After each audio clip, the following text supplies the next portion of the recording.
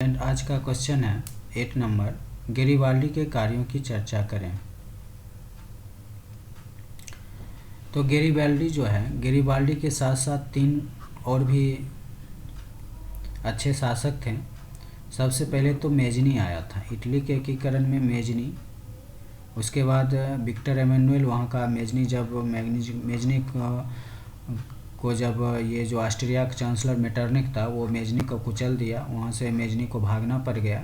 तो मेजनी के बाद वहाँ का शासक जो है, इटली का शासक विक्टर एमेनुएल बना। अब विक्टर एमेनुएल अपने नेतृत्व में अपने अंदर जो है काउंट काबूर को प्रधानमंत्री बनाया।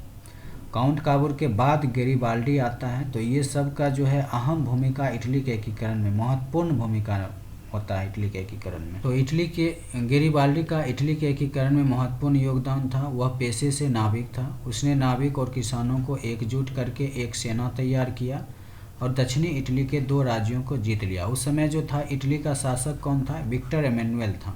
तो विक्टर एमेनुएल का पूरे इटली पर शासक तो था ही, लेकिन जो दक्षिणी इटली था उस पर विक्टर एमेनुएल का शासन नहीं था।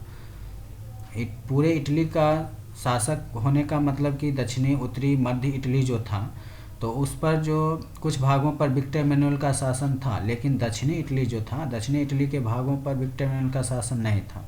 इसलिए वहाँ जो है गेरिबाल्डी उस दक्षिणी इटली के 2 राज्यों को जीत लेता है और उसने जीते गए राज्यों को फिर किसको दे देता है? विक्टर एमेनुएल को ही सौंप देता है कि आप भी इसी पर, मतलब जो ये जो राज्य है दक्षिणी इटली का जो 2 राज्य जीते थे कौन? गेरिबाल्डी।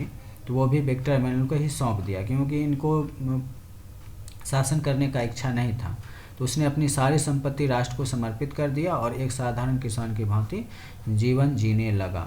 तो इसी से प्रभावित होकर लाला लाजपत राय ने गेरिबाल्डी की क्या की जीवनी लिखी थी। तो ध्यान रखना है कि गेरिबाल्डी जो था वो इटली के दक्षिणी इटली पर शासक था कौन? विक्टर एमेनुएल था, लेकिन दक्षिणी इटली पर विक्टर एमेनुएल का शासन नहीं था।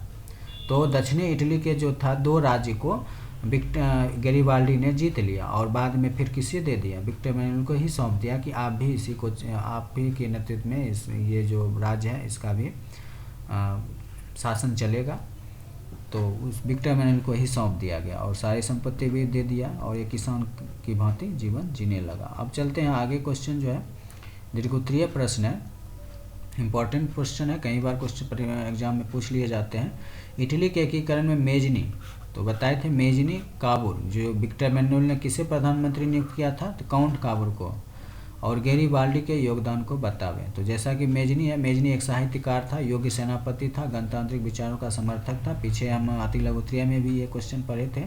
उसने 1831 में यंग इटली नामक संस्था की स्थापना किया। यंग इटली ने यंग यूरोप नामक संस्था स्थापना किया था और नवीन इटली के निर्माण में अहम भूमिका निभाया था। तो ये तो मेजनी का योगदान हो गया इटली में। अब देखते हैं काबूर क्या किया था। तो काबूर भी एक सफल कूटनीति था। कूटनीति के वजह से ही इटली का एकीकरण हो पाया, क्योंकि कूटनीति जब तक नहीं करता तब तक संभव नहीं था। तो कूटनीति एवं राष्ट्रवादी था। वह इटली के एकीकरण में सबसे बड़ा बाधक ऑस्ट्रिया को मानता था। तो काबूर को पहले से ही पता है कि जब तक ये रहेगा ना ऑस्ट्रिया, तब तक ये होने नहीं देगा। अतएव उसने ऑस्ट्रिया को हराने के लिए फ्रांस से हाथ मिला लिया। फ्रांस भी शक्तिशाली राष्ट्र था उस समय। तो ऑस्ट्रिया, क्योंकि काबूर कूटनीति था, या जिससे फ़ायदा मिलता था उस तरफ ये हाथ बढ़ा देता था, उससे दोस्ती कर लेता था। जब काम ख़त्म, बात ख़त्म। तो अतएव उसने ऑस्ट्रिया को हराने के लिए, जानता था कि जब तक ऑस्ट्रिया को हराएंगे नहीं तब तक ये इटली का एकीकरण संभव नहीं है। तो उसने उसको हराने के लिए फिलहाल किससे हाथ मिला लिया? फ्रांस से। और फ्रांस को लोभ भी दिया कि आप हमको मेरा साथ दीजिए, हम आपको इटली के 2 छोटे राज्य आपको दे देंगे। ये लोभ भी दिया कुछ। ऐसे ही कोई किसी का साथ नहीं देता है। तो ऑस्ट्रिया जो है उसको इटली जो है, यानी इटली के काबूर जो है, वो ऑस्ट्रिया को हराने के लिए फ्रांस से हाथ मिला लिया और नेपोलियन थर्ड से संधि कर लिया, क्योंकि उस समय फ्रांस का राजा कौन था? नेपोलियन थर्ड था। और संधि कर लिया और इसके तहत फ्रांस ने ऑस्ट्रिया के खिलाफ सैन्य समर्थन देने का वादा किया और फ्रांस से वादा करवा लिया। काबूर जो था वो फ्रांस से वादा करवा लिया कि जब हम ऑस्ट्रिया के खिलाफ युद्ध छेड़ेंगे तो आप हमें सैन्य शक्ति दीजिएगा, यानी सैन्य शक्ति दीजिएगा। तो फ्रांस से वादा करवा लिया। इस प्रकार 1860-61 में काबुल ने सिर्फ रोम को छोड़कर, यानी इटली का एक राजधानी है, इटली का ध्यान रखना है, इटली की जो राजधानी है वो रोम है, और रोम पर अधिकार था किसका? पोप का। तो ध्यान रखना, इटली की राजधानी रोम, तो रोम सिर्फ एक बचा रह गया। रोम को छोड़कर उत्तर मध्य इटली को रियासतों का एकीकरण कर दिया। तो मध्य इटली और इधर मध्य इटली के उत्तर इटली और मध्य इटली के इटली को क्या किया? रियासतों, जितना भी रियासत था उसका सबका एकीकरण हो गया। तो बच गया था कौन? दक्षिणी इटली, जिसको एकीकरण कौन किया? गैरिबाल्डी किया था। दक्षिणी इटली के 2 राज्य को जीतकर अब बाद में फिर उसको विक्टर एमेनुएल के ही सौंप दिया। लीजिए आप भी इस पर आप भी शासन कीजिए। अब विक्टर एमेनुएल में पूरा वही लिख देना है जो पीछे पढ़े हैं लघुत्रिया में। गैरिबाल्डी इटली के एक महत्वपूर्ण भूमिका ने है, वह पेशे से नाविक था। उसने नाविक और किसानों को एकजुट करके एक सेना तैयार किया और दक्षिणी इटली के 2 राज्यों को जीत लिया। बाद में उसने तो दक्षिणी इटली का गैरिबाल्डी जो है वो दक्षिणी इटली को जीता था। और काबुल किसको साथ कर लिया था? तो उत्तर इटली को और मध्य इटली को, इन दोनों को जितना भी रियासत था उस सबको जीत कर सबको मिला दिया, एक कर दिया। और गैरिबाल्डी किसको कर दिया? दक्षिणी इटली के 2 राज्य को जीत लिया और फिर से लौटा दिया विक्टर एमेनुएल को ही। तो इस तरह जो है पूरे इटली का एकीकरण लमसम हो गया था। कुछ बच गया तो बाद में विक्टर एमेनुएल ने ही कर लिया उसका, क्योंकि गैरिबाल्डी तो सन्यासी ले लिया। गैरिबाल्डी तो साधारण किसान के जीवन जीने लगा। अब बीचे में काउंट काबूल का मृत्यु हो जाता है तो बचता विक्टर एमेनुएल। तो विक्टर एमेनुएल जो शेष कुछ बच जाता है इटली के एकीकरण में तो उसको पूरा कर देता है विक्टर एमेनुएल। अब आगे है कि जर्मनी के एकीकरण में बिस्मार्क की भूमिका का वर्णन करें। बिस्मार्क एक सफल कूटनीतिक और सेनापति था। ये भी कूटनीतिक है, बिना कूटनीति का कोई भी एकीकरण संभव नहीं होगा। वह जर्मनी के एकीकरण में सैन्य शक्ति के महत्व को समझता था, अतः इसके लिए उसने रक्त एवं लौह की नीति का अवलंबन किया। उसने अपने देश के सैन्य सेवा लागू कर दिया। यहाँ बिस्मार्क होगा। बिस्मार्क ने अपनी नीतियों से पर्सा को मजबूत किया और फ्रांस से एक समझौता कर लिया। फ्रांस से समझौता कर लिया और उसे कहा कि आप जो है जब हम ऑस्ट्रिया पर्सा युद्ध होगा तो आप इससे दूर रहिएगा, यानी फ्रांस से वादा फिर करवा ले। जैसा कि उधर जो है काउंट काबूल जो है फ्रांस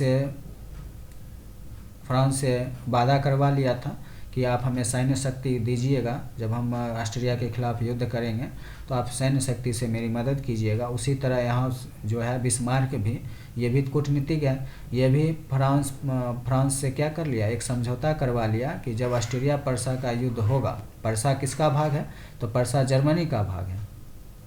तो जब ऑस्ट्रिया पर्सा का युद्ध होगा तो आप इससे दूर रहिएगा। तो दूर रहने के लिए मना लिया किसको? फ्रांस को। इटली के शासक विक्टर एमेनुएल से संधि कर लिया। उधर विक्टर एमेनुएल से भी संधि कर लिया। कौन? बिस्मार्क। और उसे पर्सा की ओर से लड़ने के लिए तैयार किया। कहा कि आप मेरा साथ दीजिए। तो पर्सा के तरफ से कौन कौन हो गया? तो पहला तरफ तो फ्रांस अब हस्तक्षेप नहीं करेगा युद्ध में, न ऑस्ट्रिया के तरफ से लड़ेगा और न ही पर्सा की तरफ से लड़े। इस प्रकार 1866 में जो सेडोवा का युद्ध हुआ था ऑस्ट्रिया और पर्सा के बीच, उसमें ऑस्ट्रिया बुरी तरह हार जाता है, क्योंकि ऑस्ट्रिया का साथ फ्रांस छोड़ ही दिया, क्योंकि पर्सा वादा करवा लिया था फ्रांस से।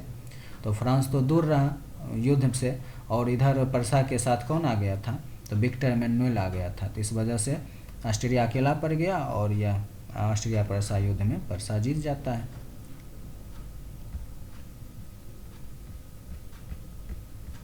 आगे है बिस्मार्क अपनी कूटनीति से फ्रांस को उकसाया और उसे युद्ध करने के लिए मजबूर किया, जिसके कारण नेपोलियन ने पर्सा के खिलाफ युद्ध की घोषणा कर दी। बाद में जब ये कूटनीति का मतलब ही होता है कि जब काम पड़ेगा तो काम ले लेंगे, काम नहीं पड़ने पर उसको भी दिखा देंगे। तो वो तो किसी बिस्मार्क कूटनीति किसी का नहीं होता है। तो बिस्मार्क अपनी कूटनीति से फ्रांस को फिर उकसाया। जिस समय मदद लेना था उसमें कह दिया कि फ्रांस को दूर रहने के लिए जब युद्ध होगा। तो अब जब युद्ध हो गया, ऑस्ट्रिया को हरा दिया और कुछ भाग को, ये जो एकीकरण हो गया जर्मनी का, कुछ भाग अपने में मिला लिया। अब चाह रहा है कि फ्रांस का जो कुछ भाग है, जर्मनी का कुछ भाग फ्रांस में भी पड़ता था, तब चाहता है कि फ्रांस से भी युद्ध करके जो भाग है उसको भी अपने में मिला लें। तो बिस्मार्क अपनी कूटनीतिक से फ्रांस को उकसाया और उसे युद्ध के लिए मजबूर किया, जिसके कारण नेपोलियन ने पर्सा के खिलाफ युद्ध कर दिया और सेडोन के युद्ध में फ्रांसीसियों की ज़बरदस्त हार हुई है। इसमें भी ज़बरदस्त हार हो जाता है किसका? फ्रांसीसी का। इस बार भी पर्सा ही जीतता है। तो याद रखना है कि जब ऑस्ट्रिया पर्सा का युद्ध हुआ तब पर भी पर्सा ही जीता, ऑस्ट्रिया हार गया। और जब फ्रांसीसी और पर्सा का युद्ध होता है तो पर्सा ही जीतता है, फ्रांसीसी का हार होता है। तो इस तरह जर्मनी ऑस्ट्रिया और फ्रांस से मुक्त हुआ। इस प्रकार जर्मनी जो है दोनों से मुक्त हो जाता है, किससे? ऑस्ट्रिया से और फ्रांस से भी। तो पहले ऑस्ट्रिया से आज़ाद होना था तो फ्रांस से दोस्ती कर लिया, फ्रांस से भी आज़ाद होना था तो फ्रांस को उकसाया और युद्ध के लिए ललकारा, युद्ध किया तो हारा। तो इस तरह 1871 में जर्मनी एकीकृत राष्ट्र के रूप में सामने आया। जुलाई 1830 की क्रांति का विवरण देते। जुलाई 1830 की क्रांति जो हुआ था चार्ल्स दशम की वजह से हुआ था। तो जुलाई 1830 की क्रांति का प्रमुख कारण कौन था? चार्ल्स दशम था, याद रखना है, जिसने फ्रांस में उभर रही राष्ट्रीयता और जनतंत्रवादी भावनाओं को दबाने का काम किया। ये नहीं चाहता था कि फ्रांस में जो है राष्ट्रीयता की भावना हो और जनतंत्रवादी भावना हो, यानी लोगों में एकता का भावना हो, ऐसा नहीं वो चाहता था। और अपने नेतृत्व में ही पॉलिग्नेक को प्रधानमंत्री बनाया। एकदम ये तो और था, एकदम से महाबेकार था। पॉलिग्नेक ने एक शक्तिशाली अभिजात वर्ग की स्थापना कर उसे विशेषाधिकार प्रदान कर दिया। और पॉलिग्नेक ने एक अपना शक्तिशाली एक दल बनाया और उसे विशेष अधिकार दे दिया, विशेषाधिकार प्रदान कर दिया। और उदारवादियों ने इस पॉलिग्नेक ने जो है कुछ शक्तिशाली दल बनाया और उसे विशेषाधिकार प्रदान किया। विशेषाधिकार प्रदान किया तो वहाँ के जो उदारवादी लोग थे वो उसका क्या किया? विरुद्ध किया कि नहीं, आप ऐसा नहीं कर सकते हैं। तो इसी कारण पॉलिग्नेक ने जो है चार्ल्स दशम इस विरोध को दबाने के लिए 4 अध्यादेश द्वारा उदारवादियों का गला घोटने का प्रयास किया, उसको मारने का प्रयास किया कि क्यों आवाज़ उठाया, जिससे पेरिस में क्रांति की लहर दौड़ गई। और फ्रांस में 28 जून 1830 से गृह युद्ध आरंभ हो गया। यानी गृह युद्ध कहते हैं जब अपने ही देश में अपने ही लोग जब युद्ध छेड़ दे तो उसी को गृह युद्ध कहते हैं। तो इस क्रांति के बाद चार्ल्स दशम को राजगद्दी त्याग कर इंग्लैंड भागना पड़ गया। तो इस तरह लेसन 1 समाप्त होता है और अगले वीडियो में हम लेसन 2 करेंगे। इसका हम ऑब्जेक्टिव भी देख लेते हैं।